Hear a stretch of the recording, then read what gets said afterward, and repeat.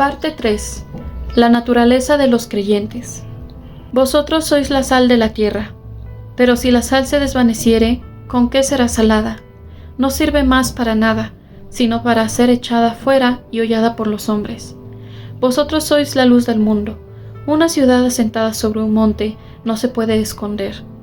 Ni se enciende una luz y se pone debajo de un almud, sino sobre el candelero, y alumbra a todos los que están en casa.